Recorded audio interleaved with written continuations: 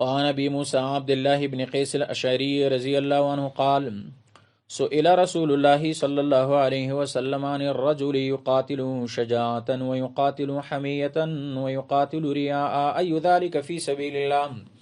فقال رسول الله صلى الله عليه وسلم من قاتل لتكون كلمة الله هي العليا فهو في سبيل الله. متفق عليه. دی حدیث کې نبی صلی الله علیه وسلم مبارک نه پختنه وشو د دوه کسانو په باره کې. یو کس چې د دې لپاره جنگي د بهادری د لاوري د لپاره چې خلک زما صفاتو کې چې فرانکې ډیر بهادر دی، او بل کس چې کوم دی د دې لپاره د قومیت او د عصبیت د لپاره سي جنگ کوي. د الله رسول په دغه دواړو کې کوم یو د خدای په لار کې دی؟ څوک د خدای په لار کې دی؟ نو نبی علیه الصلاۃ والسلام مبارک الله دین بولن شي دغه د خدای په سکه دی. نو ګوره الله وسته ګوري لیک ته ګوري.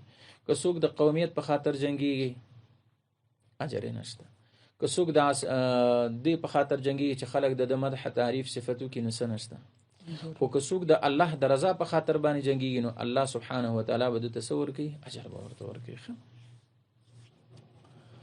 ابي موسى عبد الله بن قيس اشعري رضی الله عنه مبارک فرمای سئل رسول الله صلی الله علیه وسلم نبی علیہ السلام نه پختنه وشو عن الرجل دی سړی په باره کې یقاتل شجاعتا چې د جنگ کې د بهادری د پاره، و یقاتل حمیتا جنگ د صد پاره عصبیت د پاره قومیت د پاره، و یقاتل ریاء بل کس کوم د جنگ کې د صد پاره ریا د پاره ځان خودنی د پاره. ای ذلک فی سبیل الله د غدری واړو کې کوم یو د الله په لار کې دی.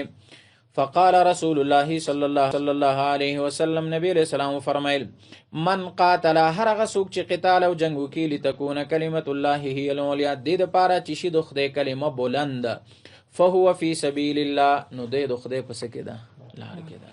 اوس پوښ په خبره قومیت د پاره د بهادری د پاره د ریا د پاره څوک جنگيږي نو د لپاره اجر او ثواب نشته. اما که څوک د خدای د دین د اشاعت او د الله د رضا د لپاره جنگيږي نو الله به د تصور کوي اجر ورکوي. وعن ابي بكرة نفيع بن الحارث الثقفي رضي الله عنه ان النبي صلى الله عليه وسلم قال اذا التقى المسلمان بسيفيهما فالقاتل والمقتول في النار. قلت يا رسول الله هذا القاتل فما بال المقتول؟ قال انه كان حريصا على قتل صاحبه. دی حدیث مبارک کې امدار راځي نبی علیه الصلاۃ والسلام مبارک فرمایي کله چې دوه مسلمانان د خپل تور سره مخامخ شي یو د بل سره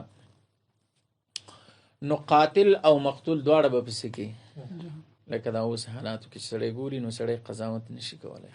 الله دې رحم وکړي. ډیره یو مغلقه مسله ده.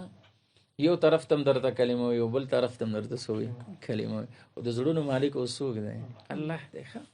نو دی حدیث کې د دې ذکر راځي.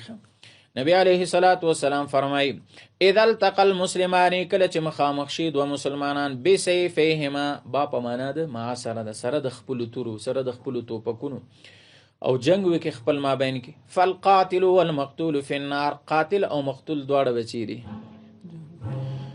قلت يا رسول الله ما ورته له الله رسول هذا القاتل خدا قاتل خو سیده چې دی بچيري جهنم کې. فما بال المقتول نو د مقتول سو وجده د مقتول سو ګناه ده.